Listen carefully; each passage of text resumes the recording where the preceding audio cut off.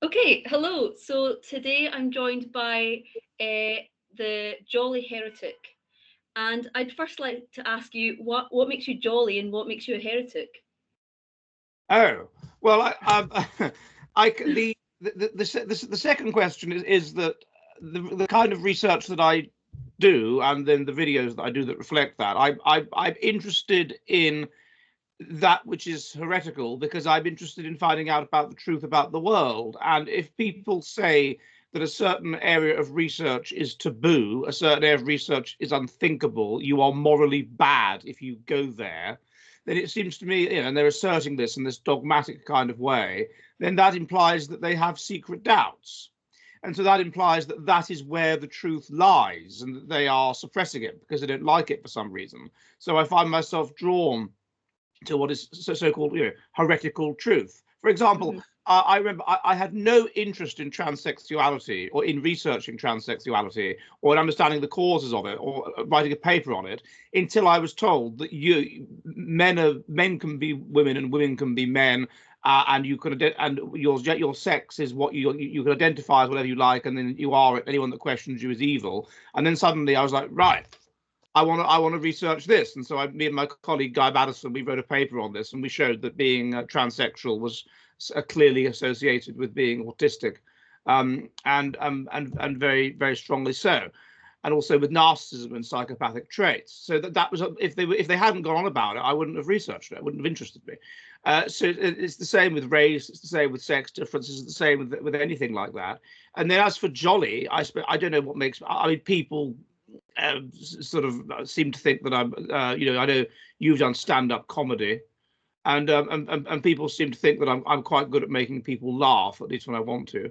And so this is where Jolly Heretic came from. And then also I just liked the idea when it started. I just liked the idea. It was when I was a kid. There was this pub that we used to go to in Winchester called the Jolly Farmer, and I remember thinking how funny it would be to have a pub called the Jolly Heretic with a person on the pub side, not a fat farmer smiling, but a heretic burning at the stake, smiling. And I just liked the idea of that. So I called it the Jolly Heretic. You've you mentioned autism Mm. with regards to transgender people. I'm that stuck out to me a little bit because it seems that you are quite interested in autism. I've been watching I've just tried to choose like a random sample of your videos, and the word autism and the theme of autism comes up a lot. Yes. Well, I suppose it relates to what I said to you a minute ago, which is about wanting to understand the truth. The nature of who are the people who are the genius types, who are so desirous to understand the truth that they're prepared to suffer for it, that they're prepared to, Mhm. like Giordano Bruno, even burn at the stake for it. And the answer seems to be those that combine very high outlier intelligence with autistic and indeed psychopathic traits, because autistic people, they are better able to it's about solving problems, and autistics in a way are better able to solve problems because they are very high in systematizing, and they are very interested in systematizing. They have a strong desire to understand the world around them, and this seems to be negatively associated with empathy. So people that are high in systematizing are low in empathy, and that kind of defines the autistic. The other thing that defines the autistic is that they take in a lot of information. They absorb a lot of information. A lot of people can they can filter out information and whatever. Autistics can't. They take in more information, and the more information you can take in, then the more information you have at hand to try to solve a problem. Yeah. Um, and the third thing is that because they are in this world, which for them is a kind of world of overstimulating, swirling chaos, they can become, and they are also socially unskilled, which gets them into arguments and things like that. Then this renders them highly neurotic, essentially mentally unstable. And if you're mentally unstable and you're anxious, then you're always thinking, you're always processing information, and therefore you're more likely to come up with solutions. And then another thing that autism crosses over with is ADHD, Mhm. attention deficit hyperactivity disorder. Now, this is interesting because it means that you're constantly flitting between different superficially unrelated thoughts. Mhm. And this will perhaps allow you to make connections that most people won't make.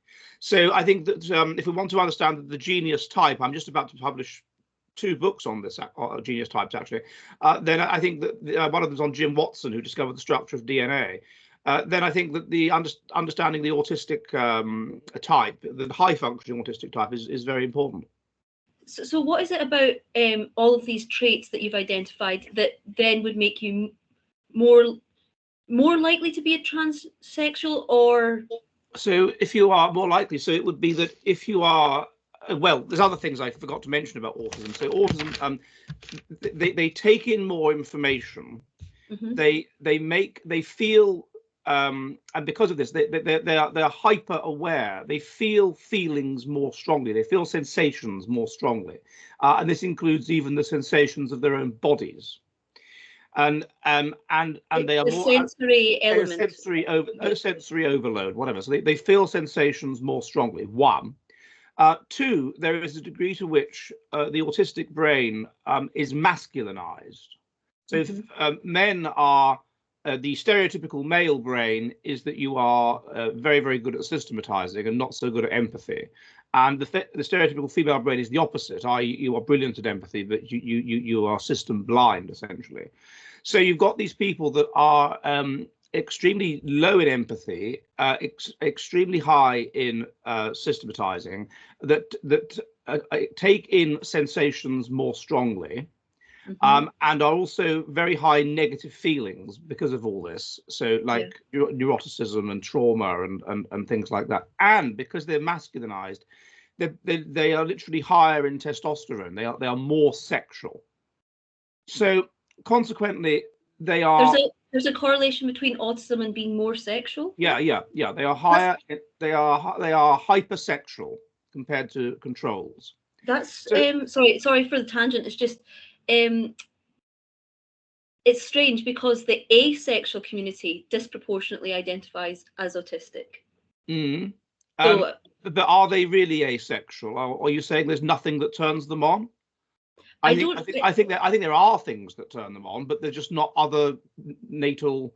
They're not other people of the same sex. They're not normal things that turn them on. Yeah. Although, well, you can see how. It's quite a complicated aside, but let me deal with this first. So they're more likely to make sexual associations, and so it follows that their sexuality, and also another thing is that they are basically probably to some extent sort of higher in mutational load, like basically being autistic, being mentally ill. Associates with other problems. So normally sexuality goes along. Let's think of it almost as like, this isn't me talking. This is Roy, else his name, but it goes along like a canal, and things can knock it off the canal. So, for example, if something traumatic happens to you, particularly at a sexually developmental age, then that can knock it off the normal canal onto something a bit of an aberration. And with so, for example, let's say your mother dies when you're very young and you're autistic, and you will be traumatized by this. And there are cases of such people. Now, I appreciate there's argument over this, but there was a book by called A Long Dark Shadow by Alan Walker, who is a trans man, and Walker notes that many of her sample of paedophiles note that something very traumatic happened to them when they were about 10 or when they were about 12, and then they just become stuck at that age. Yes, I've heard that as well. So when they're 11, they fancy 11-year-olds, and when they're 12, 11-year-olds, 13, 11-year-olds, 14, and so on. So there's that, but normally people go back onto the canal of normality. Or you might get boys that go to an all-boys school and there's no girls around, and so they become sort of prison gay, as it were. And then they're knocked, or girls likewise, and then they're knocked back onto the canal of normality. So with these transsexuals, a similar kind of thing occurs. Now, it's a very rare, or it used to be. Again, it's become fashionable, so that changes things. But among men, it's a very rare, or it was a very rare condition. And the argument is, Ray Blanchard, that's his name, is that for every sexual aberration you can think of, there is the inversion of the aberration. So let's say, for example, the most normal you are for whatever reason, because you are hypersexual and because you're traumatized and because you make sexual associations easily and whatever, you've become sexually aroused by 6-year-old girls. Now, the inversion of that is that you become aroused by the idea of yourself as a 6-year-old girl. Yes. Now, so what you have with transsexuals then is people that you get people, normal males are aroused by women. So these people are sexually aroused by the idea of themselves as a woman. And then if you add to that, to the extent that if you read a very interesting book by a particular trans woman, Anne Lawrence, which is called Men Trapped in Men's Bodies, she notes that in extreme cases, they have to have things done to them and surgery and whatever, But in a lot of cases, these people just sort of get off by tucking their penis between their legs, making it into a mangina and masturbating over the idea that they're female, or that they will only be able to ejaculate if they're having sex with their wife by imagining they are their wife having sex with them. So that's the fetish, and in general. But then if you add to that the fact that autistics are obsessive as well, yes, neurotic and whatever, then and also narcissism, and if you add to that sort of narcissism and admiring yourself and things like this, then it can get to the point where, and this is what's been found actually, it's been found that about 80% of people who take measures to physically change their bodies, those people are highly narcissistic, have personality disorders. And do you mean that generally, as in just even getting a tattoo or plastic surgery? No. I mean people that make physical alterations to become women when they are men. Those people. Tattoos almost certainly do correlate with narcissism, but that's a different issue. So that you're dealing with, and so you can think of, if you think of like a relatively common fetish, then you can, and then normally you're making sexual associations, but the more kind of autistic you are and the more kind of peculiar you are, the more divorced from normal sexual things the fetish will be, So you might, for whatever reason, make a sexual association with a particular cartoon character, and then you're turned on by cartoon characters, and then you have the inversion of that, and then you're turned on by the idea that you are a cartoon character, and then you have furries, right? Yeah. A more frequent thing would be something like spanking fetishism. So spanking sex is associated with dominance, because in prehistory you could only know as a woman that the man was the the dominant fit man because he could overpower you. And in prehistory, you'd have to overpower the woman in order to have sex with her. So sex is associated with violence and dominance. Spanking involves submission and dominance. It involves humiliation and perhaps the exposure of a private part of the body. So you can see how there's a sexual dimension to that, and from there you end up with a fetish. And that's the most common fetish. But an element sometimes of fetishes may be that you've been traumatized by it happening to you as a child, and it allows you to feel a sense of control of it by repeating it, and then you associate that further with the sexual dimensions to it. But these are then with transsexuality, or with really peculiar things you get, like people that are sexually aroused by vacuum cleaners or whatever. Then or dogs. The association becomes weaker. So that's basically why it's associated with autism. And then in females, it's a little bit different. It's you have this sudden onset transsexuality.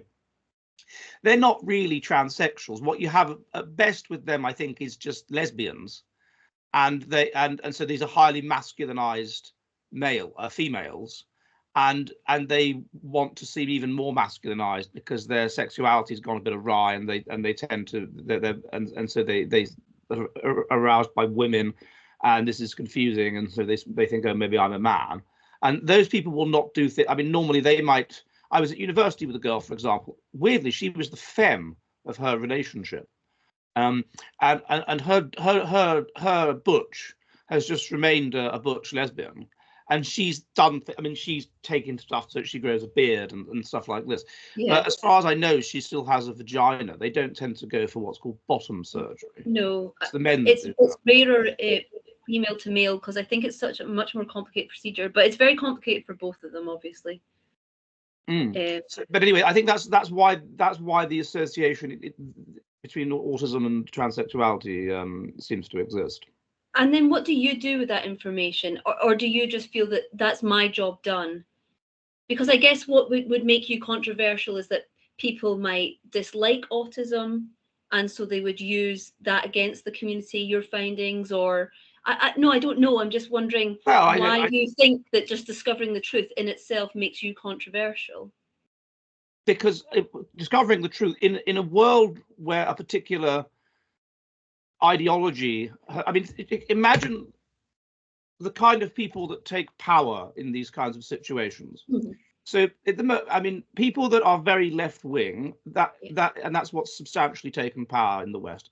That's associated with narcissism, and it's associated with Machiavellianism. And the narcissism, i.e., is grandiosity. You think you're unique and special, and entitlement. You think others should treat you like you're great. And Machiavellianism is the desire to have power and control. Both of those things are associated with mental instability. Narcissism, because you're mentally unstable and you have lots of negative feelings about yourself, and you deal with this by creating this false self that is wonderful, and you tell yourself that you're wonderful, and because you crave recognition, and if you go around being competitively woke in a woke environment, you will get recognition, you will get praise. Machiavellianism that's associated with neuroticism. Machiavellianism is even more closely associated with neuroticism, because you fear the world and you fear everybody in it, and so you see them as dangerous, so you want to control them. So that's those groups of people, and this is why there is an association, quite a strong association, as I recall, between being extrinsically religious in a religious environment and being neurotic, because people that are socially anxious, social anxiety, you're going to want to competitively signal your religiosity. So there's people like that. I remember when I was I did my doctorate on evangelical student Christianity, and I was very aware that you got, well, I'm simplifying it here, but that you got two kinds of Christian, basically. You got the majority of them that were pro-social kind of people, mentally stable. And then you had this minority, ironically often the ones that would ascend to leadership positions, who were converts. Yeah. And those people tended to be mentally unstable, and they would sort of super conform and things like this. So there's that. And then psychopathy, so being a psychopath, which is that you have low emotional empathy, that you and various traits that are associated with narcissism, Machiavellianism.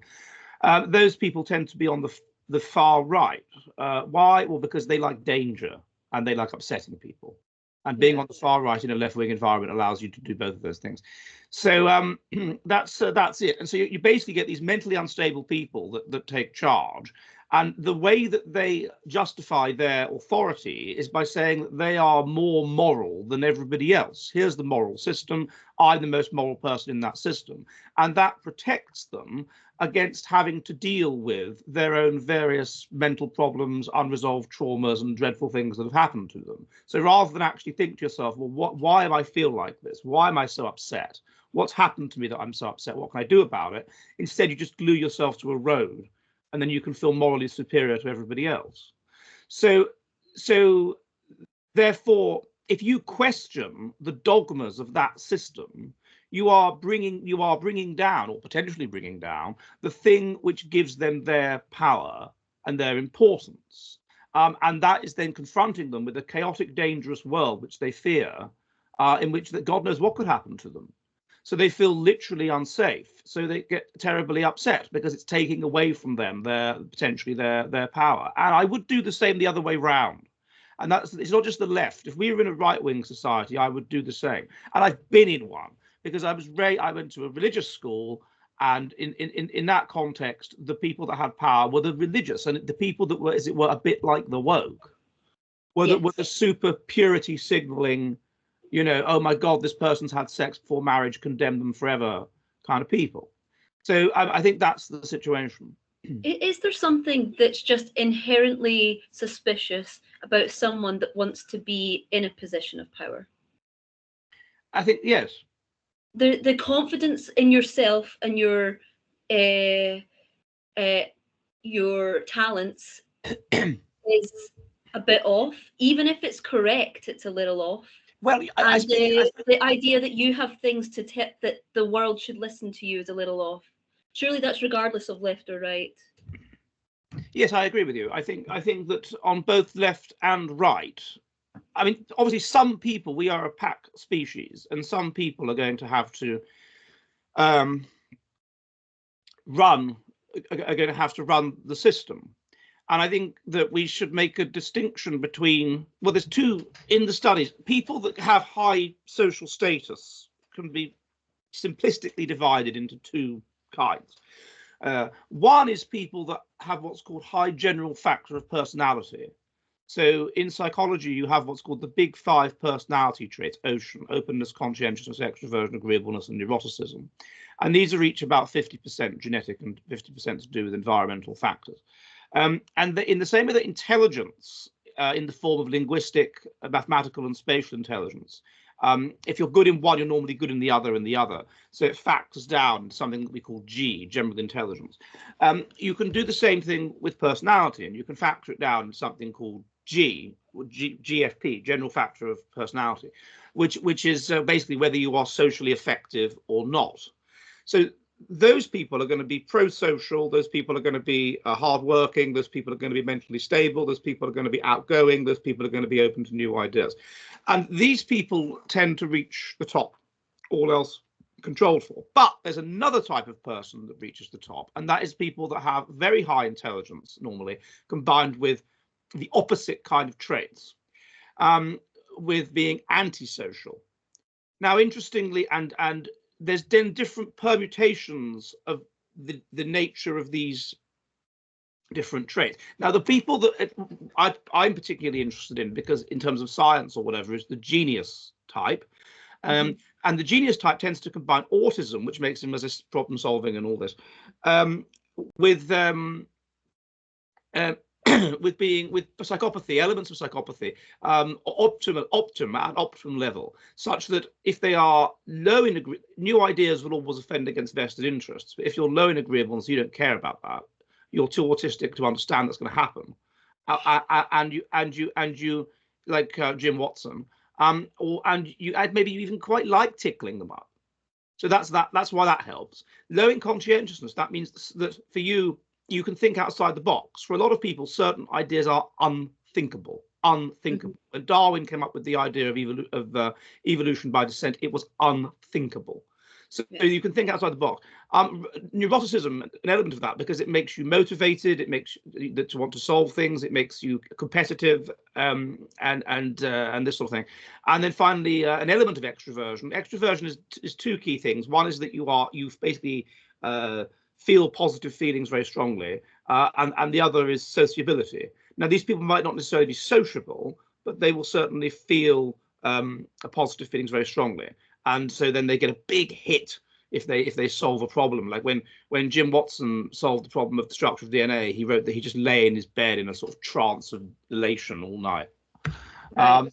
So like that. And openness, high openness. Now, these people that then can rise to top politically, they seem to often combine intelligence optimally with narcissistic traits, and we see this in what is happening today in the form of someone like Donald Trump. And they will, although I don't know how necessarily how good an example he is, because I get the impression that he's the kind of person, with regard to standing for president, that people asked. And that's another thing. If I think about years and years ago, when I was chairman of my local ward Conservative Association, you had two kinds of people that would be interested in being councillors. Okay?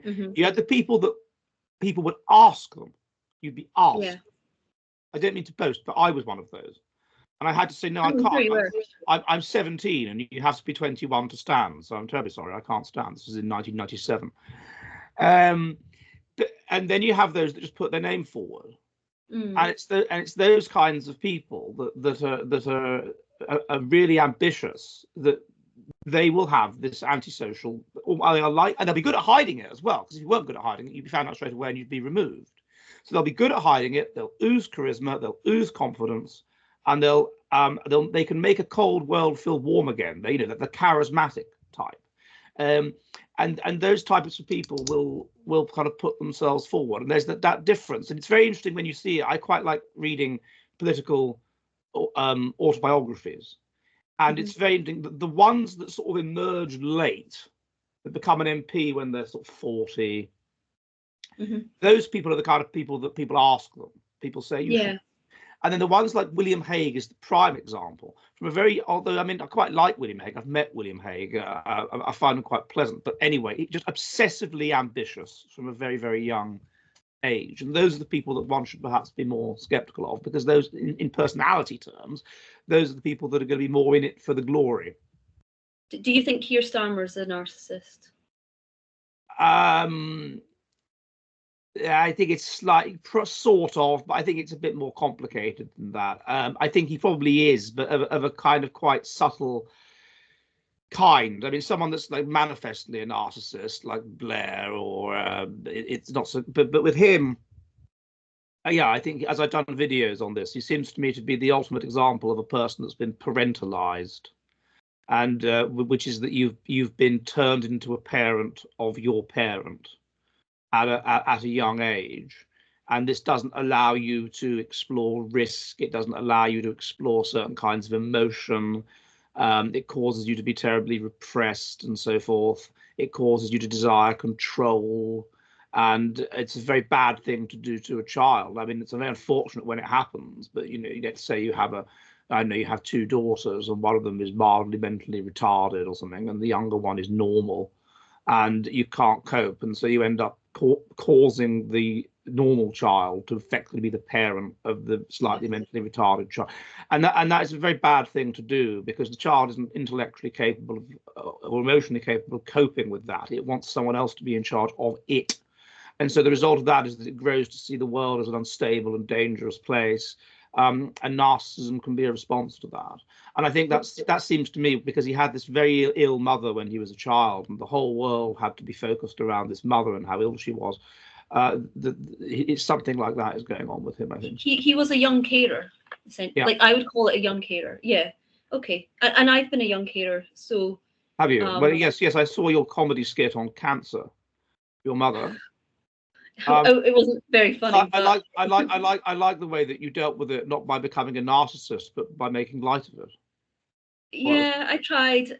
Well, actually, I did that comedy because I knew my mum would be in the audience, and it was funny because obviously, like, there was like 100 people there, but it was kind of just a gift to her, like, to make her feel special after a tough thing she'd been through. But no, the reason I'm a young carer, or I was a young carer, is because I grew up with, and I still have, an autistic sister. So I do. Is she low functioning or high functioning autistic? Yeah, I would say I probably wouldn't. I mean, sorry to be pedantic. I don't really like saying low functioning, but I know what you mean, and I would say low functioning. Yeah, she didn't talk for until she was like 6, and she was in nappies until then, and she'll never have a job and stuff. But obviously, autism is very complicated because there's obviously loads of ways she's very intelligent. But I didn't know that about Kieran. It makes me I know you'll have a different opinion, but it makes me sympathetic for him, because it's personal. I can understand why that might make someone have complications in their mental health. Well, I suppose the difference. Well, I don't know. I mean, maybe he does talk about it. He doesn't talk about it publicly, though, does he? I mean, you're here and you're talking about it, and this is going to go on YouTube, and maybe it would help him. I find it hard to have empathy with him, because I just think he's a horrible dictator of a man. But to the extent that I force myself to try to do so, I think a lot of the things that he has done are the kind of way that someone behaves. I mean, certain things that we can't even talk about online yet, because there's sort of, we get sued, but we know they're true. Yeah. Again, the very fact that he can't just be upfront about things that we know are true. It only costs £12.50 to buy a birth certificate. Did you know that? The things that we know are true because we've got documents that you can buy, and he won't do that. I think that at least with someone like Boris, that's another example of a highly sort of narcissistic kind of person. But he manages to, and he's very good at it, and he's honest about it as well. He said, well, it's often quite good to come across as a bit stupid, basically. It's helpful to do that. I thought he was pretty good at that. I thought he was very good at coming across stupid, but there being an intelligence behind that. So I don't actually think he was that smart, but he was good at playing that game where he's smarter than he looks. Yes, it's very important, because if you in politics, if you come across as as clearly overly and highly ambitious, then like Michael Portillo did, then people will focus on you and they will do their best to bring you down. Whereas if you are subtle about it and careful by whatever means, whether it's coming across as a bit bumbling and Boris, or whether it's coming across as a bit boring like John Major, then you will manage to kind of emerge through, because people won't focus on you, and then you'll kind of come almost from nowhere into this position of power. So it's a clever tactic if you're like Boris, if you're like Portillo, or you're like Michael Heseltine. Then you're conspicuously ambitious, and people know that, and therefore they will do their best to bring you down. So it's very important to get that subtle balance correct in terms of obtaining power. Do you think that the Tories, because I really think the Tories were awful. Like, everything that they said they'd do, they didn't do, basically. The main thing being immigration. So whether or not you support immigration in the numbers that came in, the majority of the population didn't, because that's why they voted for a government who were quite clear that that they would reduce the numbers. And yet every year under the Tories, the numbers of immigration increased. So that's a sign to me of quite clear incompetence. And yet the Tories still won year after year after year. Do you think that's because of Keir Starmer and people just really not voting for him until they absolutely had to? They felt they almost absolutely had to. Or do you think that actually I'm perceiving it wrong and the country actually did quite like the Tories? No, I don't think the country particularly liked the Tories, but in terms of the immigration issue, if I was trying to be sympathetic to the Tories, then I would put to you what Liz Truss recently stated in an interview. I mean, basically, a good comparison between the 97, that period, that government, 97 to 2010, is 1945 to 1951.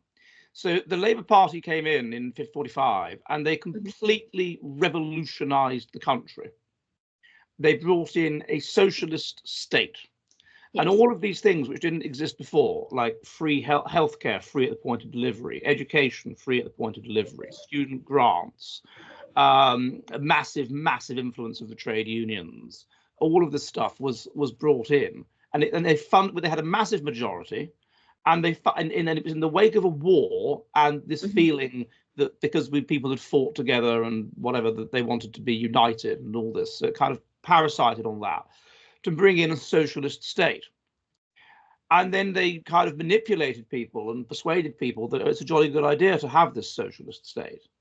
Now, you don't think free healthcare and all that was a good idea? I do think it's a good thing. Personally, I think I couldn't believe it the first time I was abroad and went to a doctor, and I was given a bill. What the hell is this? Indeed, I refused to pay the bill. I just didn't pay it. But I just couldn't believe it. I couldn't comprehend what happened. I was like, what? It was in Finland. And I just refused to pay it. And I think in the end, my future mother-in-law just paid it. It wasn't much, like €10 or something. But I was like, I don't the principle, yeah. I'm not paying to see a doctor. Anyway, and so That's what they did. And so it completely altered everything. And so the only way that you, and people quite, in a way, almost quite liked it like that. And so the only way that you could get rid of it would be, one, if you had the political muscle to do it. So you'd have to have a large majority. And let's not forget that people are socially conformist, and even the Conservative Party has a left wing to it, because people, for various reasons, get involved in various different political parties. And you might think to yourself, oh well, the wind is blowing towards conservatism. But if it had been 5 years earlier, you might become a Labour MP. Yeah. But so you've got really quite a left-wing person that becomes a Conservative MP. That kind of thing can happen.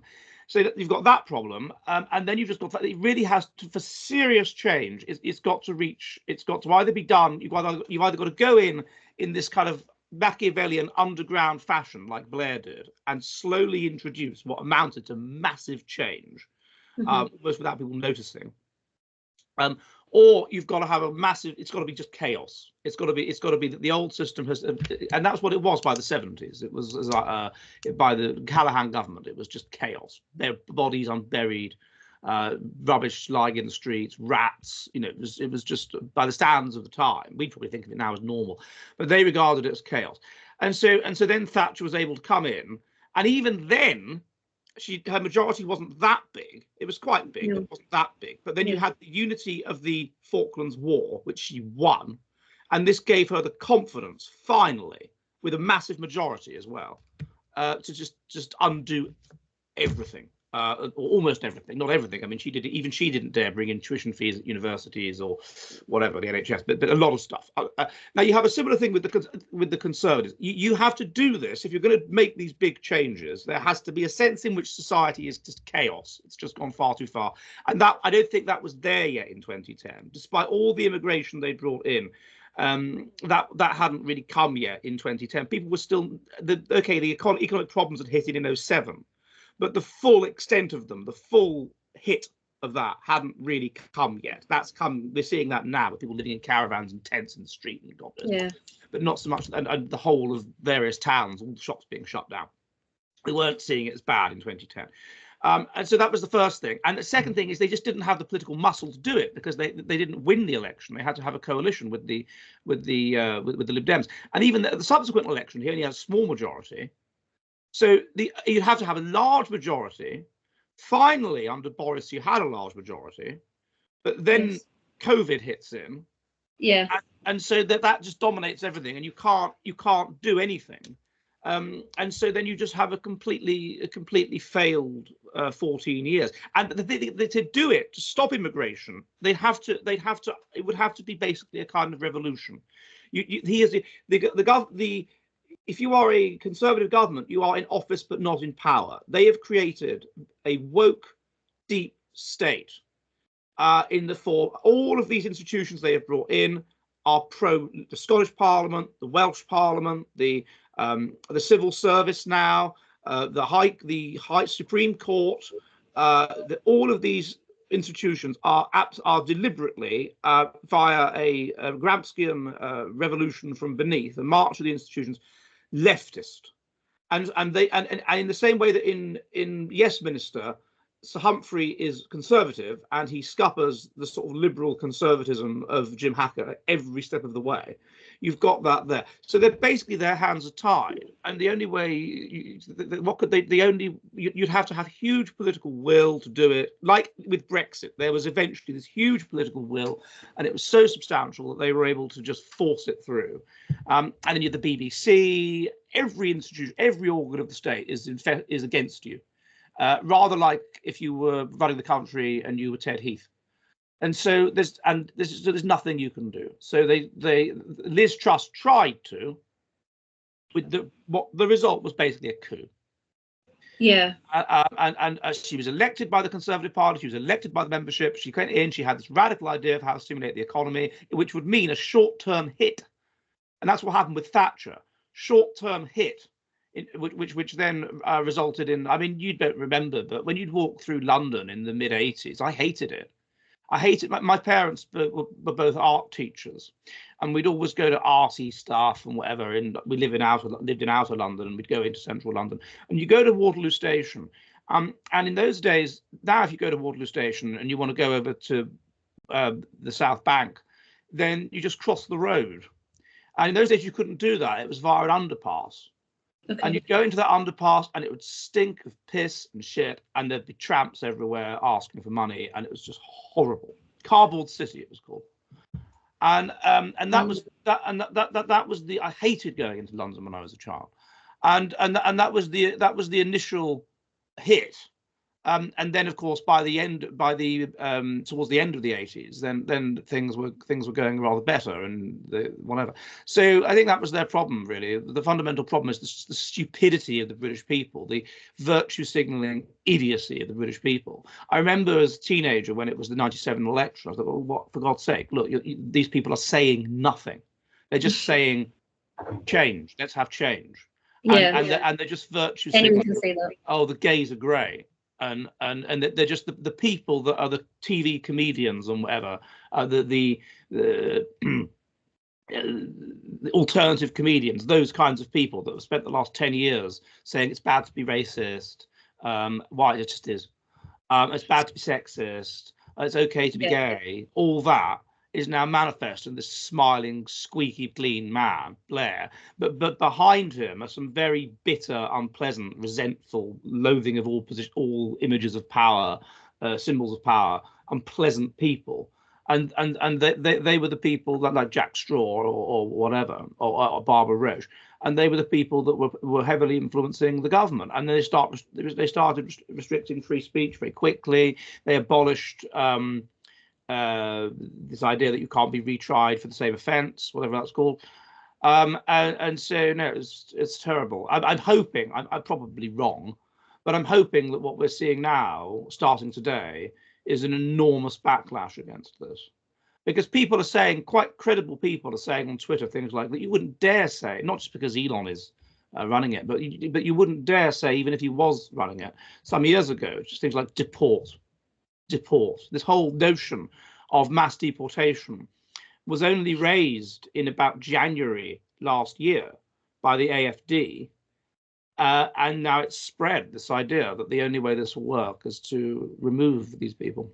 Do you think that's possible?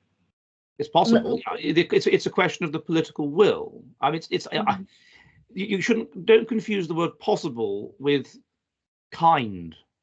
No, nice. I'm not. I wasn't asking if it's moral. I mean, because I would consider that complicated. I know a lot of the people that watch this wouldn't, but just possible in terms of there must be so many legal implications. Right, but that's the thing. Then you just ignore the law, and you just do it, and then come up with some ad hoc legal justification later. That's what I mean. It's possible. Okay. If you just go for it. And you wouldn't consider that outrageous that, like, your own country feels comfortable just ignoring the law, say? But they do things like they do ignore the law. So Okay. they're only extending in a right-wing direction what is already done in a left-wing direction. Mm-hmm. So at the moment we have a kind of a narco-tyranny, whereby everyday crime, which should be what the police do, the purpose of the police is to prevent crime by their presence and to solve crime when it occurs. And what they do is they ignore certain kinds of crime, the kind of crime which people actually want them to solve, like theft, and they rigorously persecute ideological crime. Yes. So it's really quite similar to, I don't know, the sort of the world of Queen Mary in the mid-16th century, whereby there's basically no law and order outside of London. Everything is based around protection rackets known as retinues. That's how crime is dealt with, essentially, pretty much, except with regard to heresy. Oh, with regard to heresy, well, they'll find you, they'll burn you. And it seems to me to be quite similar what we have reverted to. You have a politicized police force under Blair, where they remove all the old guard, i.e. the kind of people that were brought up to think that you just treat people equally. And you tell them that, how dare you? You should take into account the fact that they're black or they're gay or they're autistic or they're whatever it happens to be. And then you of course you get a sort of runaway competitive signaling from that to get the most woke situation possible. We now have police officers. I mean, it's filmed that are dwarfs. I would like to see these people capture a criminal that is running away from them with normal sized legs. It's putting yourself at risk to be a dwarf police officer. Never mind the general public. I've no problem if they want to bring in dwarf police officers to police corrupt gold mines. Yeah. Or to try to stop wicked witches with poisoned apples, but that's a different, that's a different thing. So it's obvious, and not just that, but I mean, it used to be the rule. I think you had to be 5'9" or 5'10" to be a policeman. That was it. That was the rule. I don't know. You did. But it's definitely not the rule anymore because my sister's 5'4" and she's a policewoman. So. And she's autistic, so I mean, like, it's crazy. No, I have two sisters. No, but you're saying is low functioning autistic, and she's 5'4", no. and she's a police officer. I mean, it's completely mad, right? You're saying what, she couldn't speak till she was 6. No, I have two sisters. No, that's what you said. I know it's funnier if you just keep it at that. That is comedy. Just keep it there. It's funnier. I know it's a different, sister. I don't care. Sometimes comedy is more important. But she's also in a wheelchair. Sorry? She's also in a wheelchair and trans. And trans. Oh, that's just sorry about that. Transsexual wheelchair bound autistic 5'4" police who has to be pushed by another police officer. Yes, who absolutely. Is herself gay. But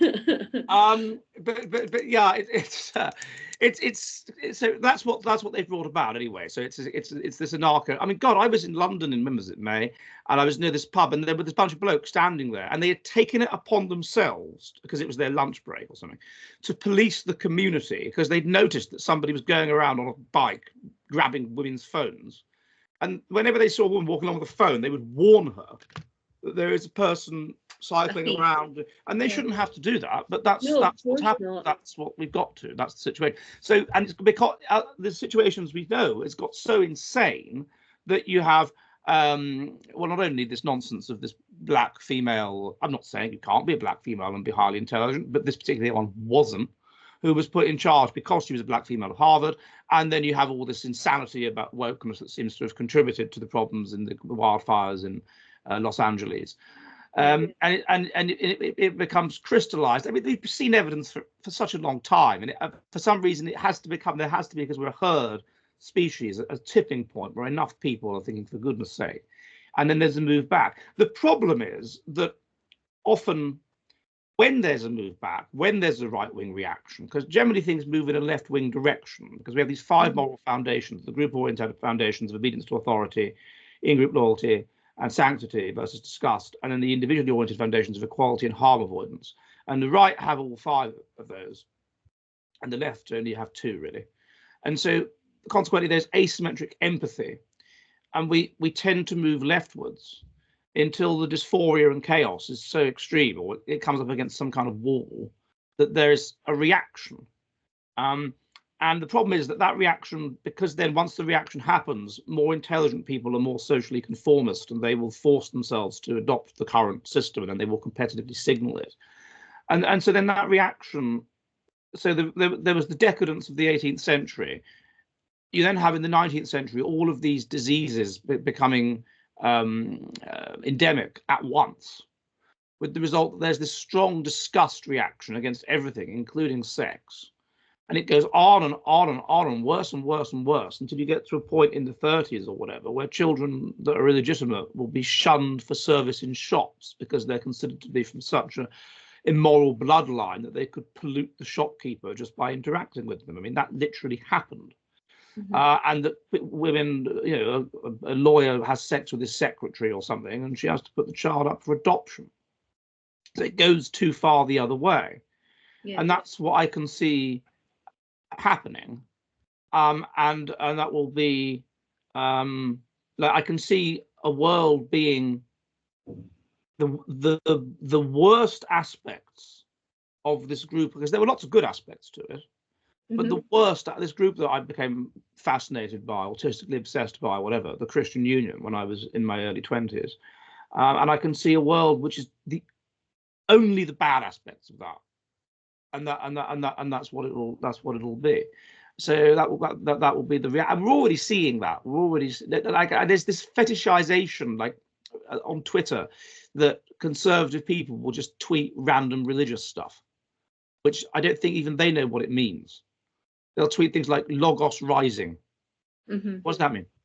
I've no idea. No, I don't know. I mean, I've noticed it as well. You're just religion.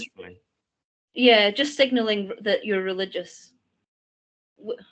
Like all the time. Certain people, obviously, not all religious people. No. I'm a bit awful. It's the extrinsic religious ones. It's the mentally unstable ones. Often converts. Oh, I'm Orthodox. I am. Are you? Yeah. Why are you not from Eastern Europe? I was brought up Catholic, but I just consider myself like a soft Christian in that, I never go to church, but I'm, because I was brought up in a religious community. You are a bit of a Christian, aren't you? Well, I've literally because I feel a lot of people have a gaydar. Oh yeah. And I feel that because I did my doctorate on Christianity, I've got a Christian dar, and I wrote this down. Look, before it started. Kate is evangelical. Yeah. I got it wrong about the Catholic. To be honest, I thought you were probably Protestant, but you have that vibe. Like I met this woman when I was at a conference last year. She's a member of the government in Scotland called Katie Forbes, and I chatted to her for a while, and I just thought to myself, I reckon she's Christian. And then I looked into it, and she was. May I ask what the vibe is? You said it's hard to say. It's hard to say. It's more the kind of thing I'll look at in the interview I do with you rather than this one. But it's a number of different modes of behaviour and ways of talking, and almost a sort of, I don't know, I wouldn't say patronising, but almost a sort of, I don't want to say innocence. What's the word I want? Genuine. I don't know. It just comes across. It particularly came across in that comedy skit that you did, which I haven't seen all of. I mean, I'd like to see you develop this idea that Mum's racist further. Yeah. She's racist. She's very pro-apartheid. Yeah. She's a big fan of Berta. She's upset by this. She's upset. She said, "Look, God's sake, Kate, I've got cancer, and you're making it worse by quoting that horror." Oh dear me. Yeah, I think that's that's the problem. So it goes the other way, and there's a degree to which even in England, like in the 70s, homosexuality was more acceptable than in the 80s, and it was AIDS that set that off. And then it just swings the other way, and that might happen, and then I'm afraid that would annoy me, and people would accuse me of being left wing. With regards to mass migration, what would be the criteria in your mind for deportation, if this was to happen theoretically? Is it people that have been here less than a certain amount of time? Is it people that have committed crimes? Is it people from certain places? What's your idea of who needs to go? My ideal would be that we say that the 2nd of May 1997 is, and it was, a turning point. Okay. From a society where the government were broadly interested in the people of Britain and in helping the people of Britain, and even the Labour governments were broadly interested in this, to a society of just awful people to a government of just awful people who were motivated by resentment and who engaged in a Machiavellian march through the institutions and literally said, we want to rub the right's nose in diversity such that the kind of debates that they have are no longer relevant. That's what it is. They had a plan to flood the country with foreigners and to fundamentally change it forever, such that basically there would be no England ever again. There'd just be a series of microcosms. That was their literal plan. Let's create a multicultural utopia, failing to understand that multiculturalism never works. And indeed, there was research on that by Robert Putnam in his paper E Pluribus Unum, where he showed that multiculturalism results in the collapse of social trust between the natives and the foreigners, and among the natives as well. Do you think there's little, like, I've always felt that, I mean, would you say a place like Singapore doesn't work? That's very multicultural, but because that's its identity, that it only works. It's not a democracy, though, is it? It only works because it's a dictatorship, and you're not allowed. You're literally not allowed in Singapore to form an ethno party. You're not allowed. Mm-hmm. Whereas you are allowed to in this country, and it has now happened. And we literally have these pro-Gaza independent MPs in Parliament. Yeah. So, and also, I agree with you. It's their identity that they're Singapore. Singapore is composed mainly of Chinese people, to a lesser extent of Malays and Indians. And I'm not under the impression they accept significant immigration into Singapore. Well, they can't. It's tiny. But you get that sort of idea. So I think that they deliberately did that. I basically think it was treason of the highest scale. We should, I would put that as the turning point. I would say we have an act like we did at the end of the interregnum. We passed an act of parliament called the Act of Oblivion, and we stated that nothing, no law, nothing that had been passed in that period of 11 years was valid. Nothing. And I think that there's a case, if no more than that, for doing the same thing with the period 1997 to certainly to 2010, and saying no, this is an illegitimate period, and nothing. I mean, like this thing about the Scottish Parliament. I mean, that's completely insane. I know why there's but there was no need for that. That's just breaking up the UK, and you get this crazy situation where English people have to pay for Scottish people to have things they don't have, like free university education, or free elder care for the very elderly. And they have those things on the back of the British taxpayer. It's insane. So you wouldn't say that it's kind of a happy medium where the Scots get to have their own identity, but are still part of a broader union? You don't think there's a merit to that? No. No, fair enough. Yeah.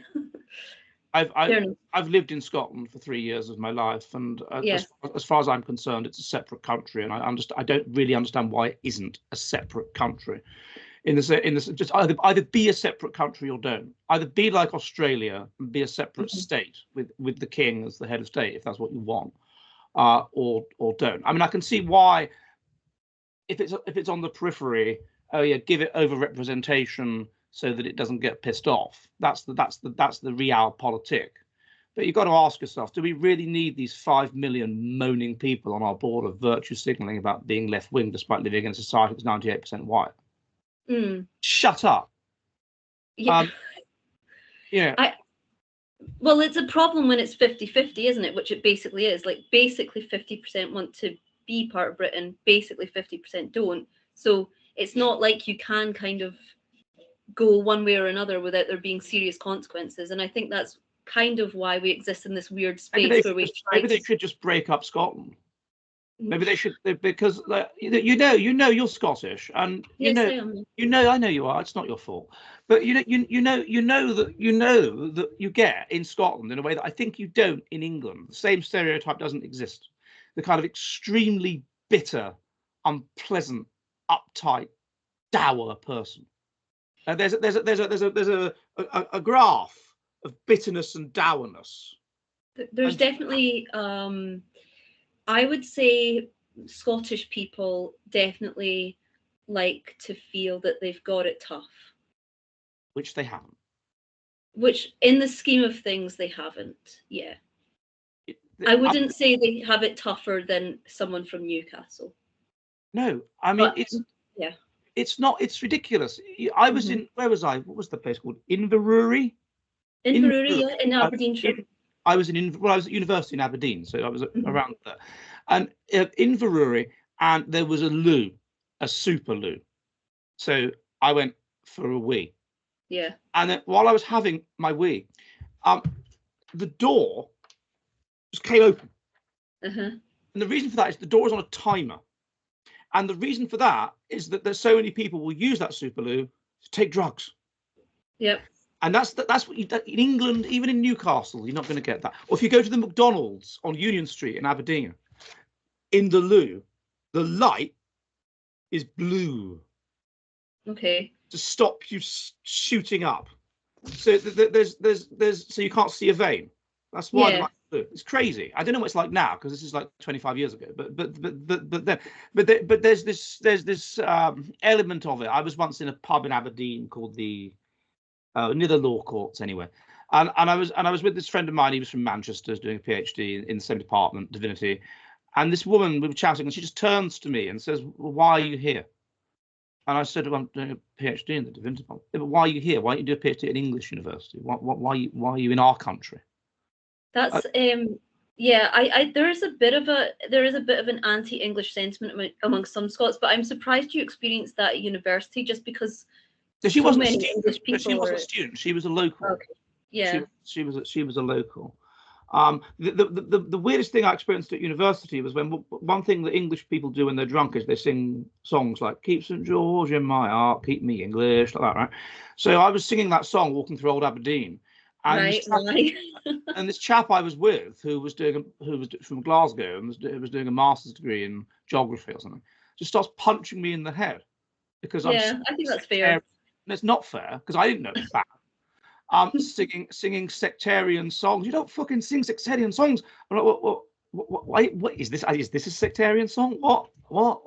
And then he was very embarrassed the next day when he realised he was quite drunk. Did you like Aberdeen? Yeah, I did like Yeah, it. Oh, I'm glad. Ed, it's nae bother. It's nae bother, Ed. Oh, friendly sort of people. And there was weird thing though was the university where I was at, other universities I've been at, people go there from somewhere else because that's what you do when you go to university in England. You think, oh, I'm from London, so I'm not going to live in London. No way. And then people in Aberdeen are like, I'm going to go to Aberdeen University because I'm from there.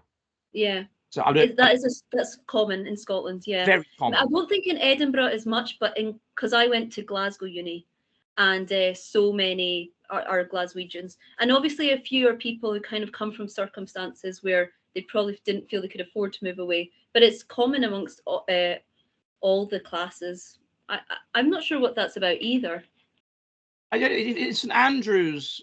It's like people that are posh but not very intelligent seem to go there. And I remember when I was at university in Durham, posh people that were stupid, or not lazy, basically lazy posh people, would fail their first year and then be kicked out, and then they'd start the same degree again in St Andrews. I knew a number of cases of that. But then, oh sorry. St Andrews used to have a campus in Dundee. Did they? And that has now become the place where, if you're from central Scotland, you go. Anyway, sorry, what's the question? No, I was just going to say, William went to St Andrews, and that amazes me because he's posh but stupid. But or not stupid unfair, but posh but not super intelligent. But his grades are way below what you should get in. You should have to get into St Andrews. Oh no, not no, then. No, you've got to, those days. Things have changed there. Okay. When I did a theology degree, and my offer from Bristol, which is regarded as a very good university, was 3 C's A level. That was my offer. 3 C's? Yeah. For a Russell Group uni? Yeah. Okay, that's my offer from Exeter. I remember it. My offer from Exeter, 3 C's. My offer from Leeds, BCC. I think Durham was it BBC or 3 B's? I forget which. Yeah, I'd say Durham nowadays would be at least 2 A's and a B. Oh yeah. It was changing while I was there because this process has happened whereby Oxford and Cambridge are under pressure because they're so prestigious to let people in for basically politically correct reasons. 1. 2, it used to be that if you were from public school, you just sort of get in nepotistically, and they're under pressure to stop that. 2. And what makes a university prestigious, I'm afraid, is not how well it does in research assessment exercise. It's how many posh people go there. That's basically what makes it prestigious. And so then you get a situation where the posh people whose dads went to Oxford and Cambridge, they go to somewhere like Durham and Durham moves from being a university, which was for people in the north of England. That was the point of it, and not very prestigious. So from the 50s onwards, being a university for posh people, quite clever posh people.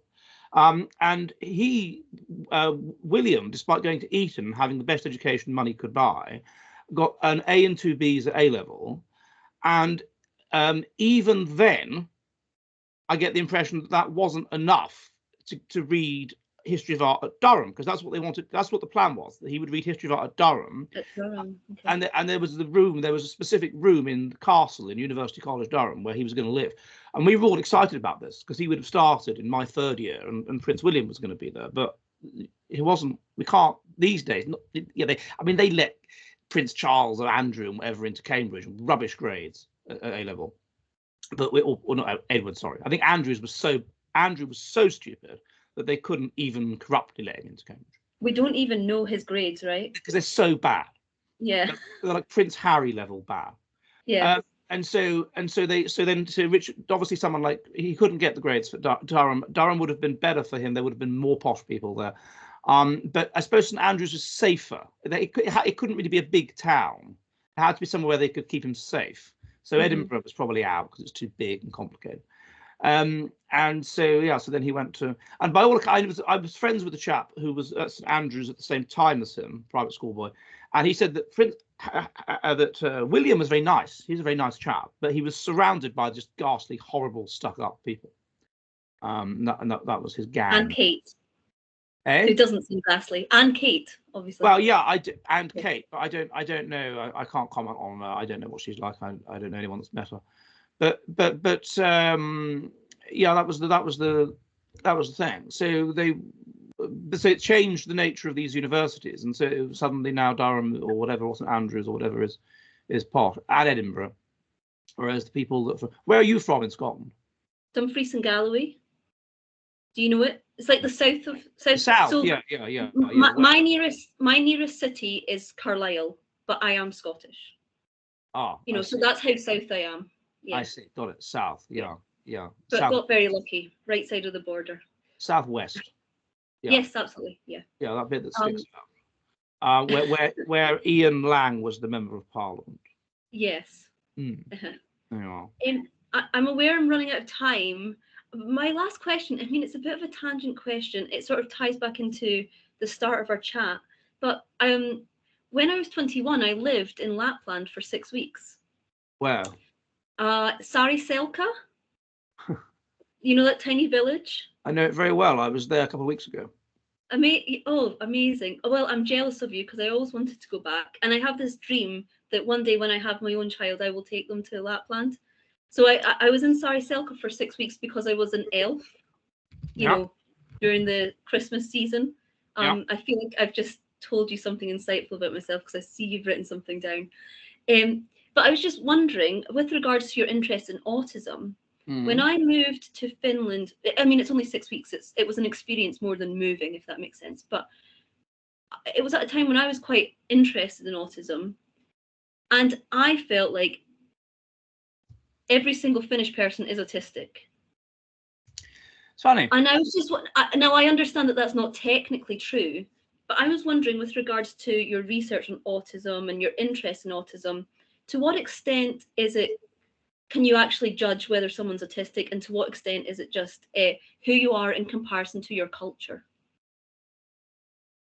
Well, that's a very interesting idea. I suppose, you can conceive of a situation where a person is comparatively autistic. I can understand that. So what is autism? It's that you're taking in, it should be the way it's diagnosed is as a shopping list of traits. Such as oversensitivity to stimulation, poor social skills, low empathy, high in systematizing and interested in a focus on details, obsessiveness, having a special interest, these kinds of things. That's the way it's done. And I suppose there is a degree to which it must be comparative. So a person who is, as you say, a person who is Finnish would probably, for example, a better example in my mind is people that are Danish. People that are Danish seem to be very noise sensitive, to the extent that you have special silent trains in Denmark. That you're literally not supposed to talk too loudly in the day. Finns will have a law like silence after 10 o'clock or whatever. But so I don't know. But you can see how it would be a comparative thing. But on the other hand, the evidence that I have at hand is that Finns are actually very low in autism, i.e. they are highly socially skilled, they are highly socially aware, they are, if anything, what's called schizoid, which crosses over with autism to some extent. It's that you're antisocial, you don't like dealing with people, you like being on your own, you don't feel pleasure very highly. So you'll come across as this sort of meh, poker face sort of effect. That's schizoid.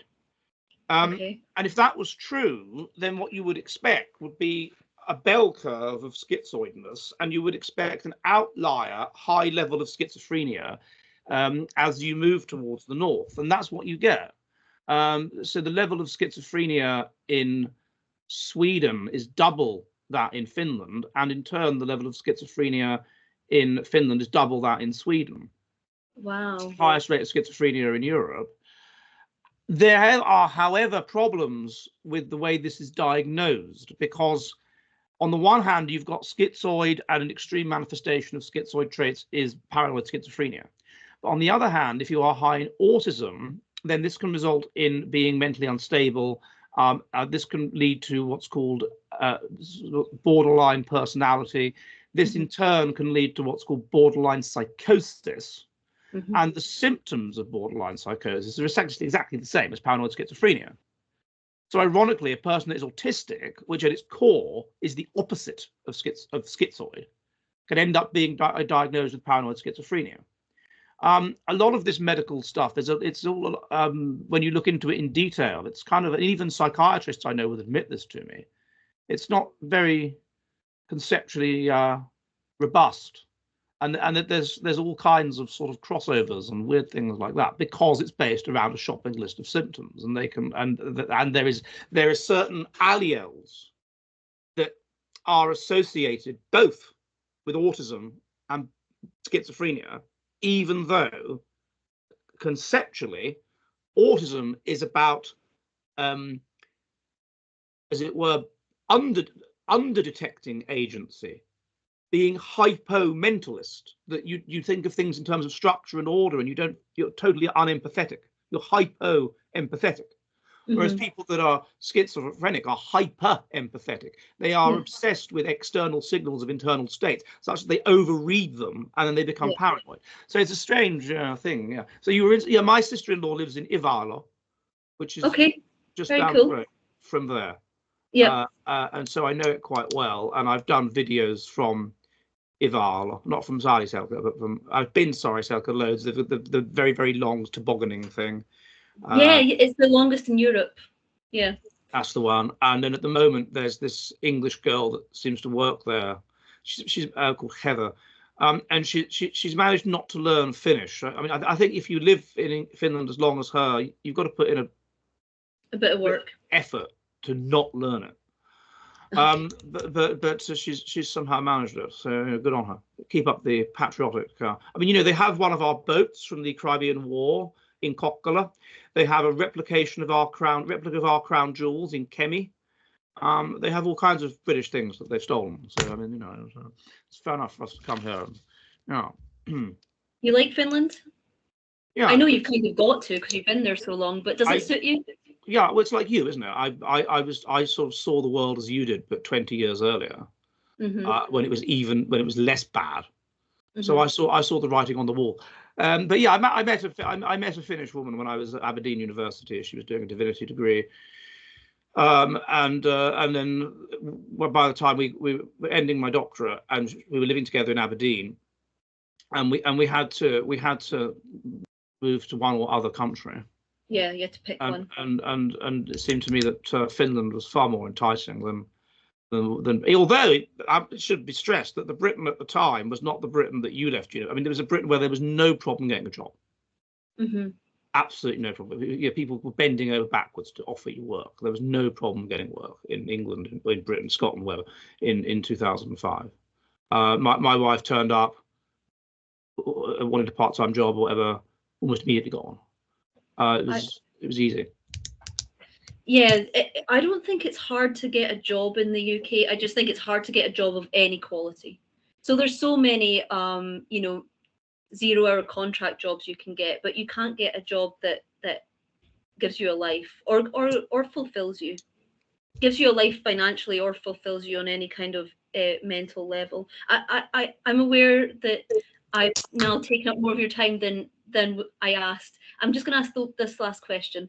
I watched your interview with Katie Hopkins, Yes. which I'm warming to Katie, because obviously her introduction to the stage, I didn't consider very pleasant, and I was never really interested in getting to know her. But I've watched a few interviews of her recently, and I actually think she's got a lot to say and that she's quite charming. And I thought your interview with her was very nice.